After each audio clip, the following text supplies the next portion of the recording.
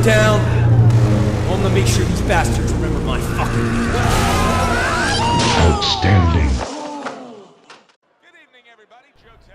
Greetings gamers, welcome to my gaming channel. I'm PEMBY'S, and tonight I thought I'd, in between chatting with a few of the Fight Night community, I thought I'd get in a lightweight match as Diego Corrales, which I've found to my cost at fighting against him online. He's quite one of the best lightweights to use. The only thing is, I'm wary of using him with him being so tall against short fighters like Manny Pacquiao, and somebody who knows how to use him, you know. But as you can see, we're feeling each other out in this first round. This guy was, I could see he was into his counter punching, bobbing and weaving, and he does catch me with some decent counters, but that's all he offered, I found, in this fight. And I thought, well, if I do get stunned, use the techniques I've been practicing against the computer, you know, because the computer, as we all know, it spams the body and its punches are 10 times more powerful.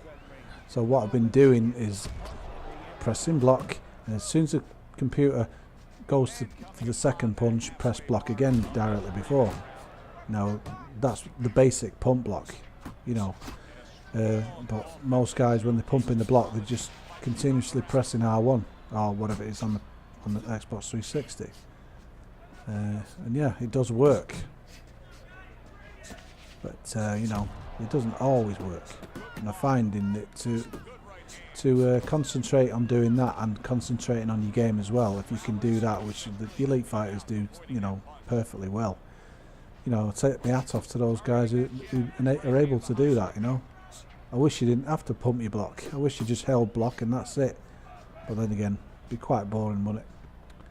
Anyway, as you can see, just feeling my way around this opponent. He gets me with some decent counters, you know, but that's how I used to fight early on, back in the day, bobbing and weaving like a daft bastard, you know. Like, hey, roll those shoulders, and then be fucked by the fourth round. So sometimes he's bobbing and weaving, and I'm not anywhere near him. It's sad to see the back of Sakuraba on the PlayStation 3, but it is what it is, you know. He's pursuing every other console that he's got, you know, because of, I know he's explained why he's chose Xbox 360 as opposed to PlayStation 3, is because of the games, you know, that he's invested in, I suppose. So I just wish that one day I'd be able to get hold of a decent, you know, maybe a second-hand PS4, because a brand new one, 350 quid. I don't know. Well, I've started this new year by selling my synthesizer, and I got 250 quid for it. And I sold my old capture card and got just over 50 quid for that. So, you know, that can go towards it, but I'm owed some money. So as soon as that money comes, I'll see how I'm fixed. But anyway, I'm gonna fight. I've been talking with a few of the guys in the Fight Night community tonight. Fight Night's Finest, Dave the Rip One, HC Gaming, Militiamatic, Reezy Too Cold, a few guys. What's the other one?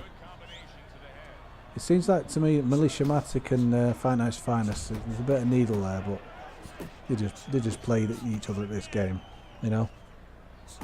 And the winner is the winner at the end of the day. It's just a video game. But I can understand, because sometimes when I lose in this fight, especially if I feel really hard done to, I rage like as bad as anybody else, you know. But you notice it's all jerky, and it's not just the game, it's the bloody lag. Hell of a lag, a lot of lag. So I thought, if I get knocked down a few times, you know, look at that. Get knocked down a few times, you know, it could be curtains for me. Because I had a fight against Fight Night's Finest recently, and I used the skills that I'd learned, and I dominated the early rounds, I'd say. Well, not really dominated, but I think I felt like I had an edge, and I eventually knocked him down. You know, stunned him, then he blocked, he used his pump block and did it how he should, but eventually I got to him again, and then I was able to put him down. But of course, his experience and his skill, his ring craft, and his sheer knowledge of this game, and being bloody good at it at the same time, you know. He wore me down, and on the second time of being knocked down, I could not get up. And I don't know if it's lag or whatever, I don't want to blame it on anything, but when you pushing that control and you have to be slightly careful on the second time, the thing was flying about all over the place like I was being really heavy-handed. And to say I was frustrated is an understatement, you know. I turned my mic off because you would have heard some nutcase on the other end of the line. But anyway, I'm trying not to sidestep too much. I'm trying to throw the right punch at the right time. So if anybody calls me a spammer, you know, after they've fought me, and maybe if I achieve a win against anybody in particular, you know, I'm not intentionally spamming a sidestep maneuver. I'm trying to put on a good show. Yeah.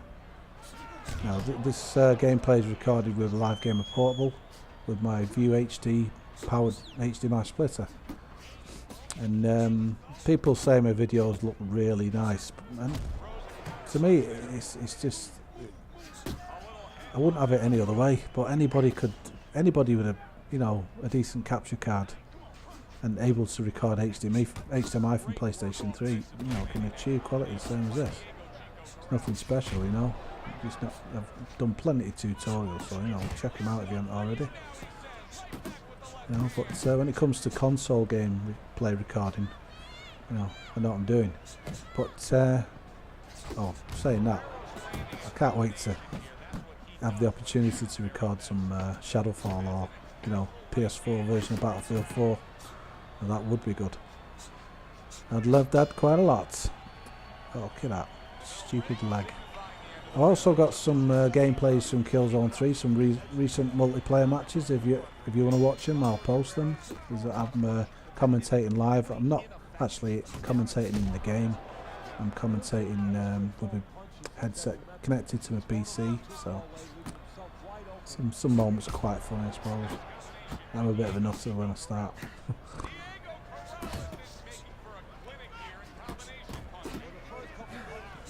Rhythmworks will tell you that jumping, or that way you're moving forward and throwing a right uppercut to the body. That's one move I throw a lot, which I started to try and, yeah, see what I mean? Throw the left uppercut as well.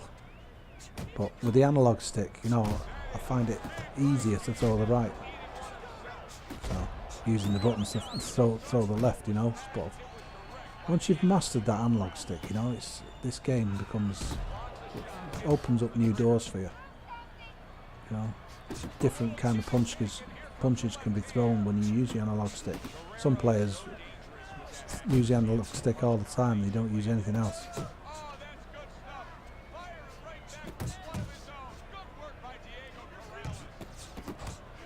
But he's pretty well represented in this game, Diego Corrales.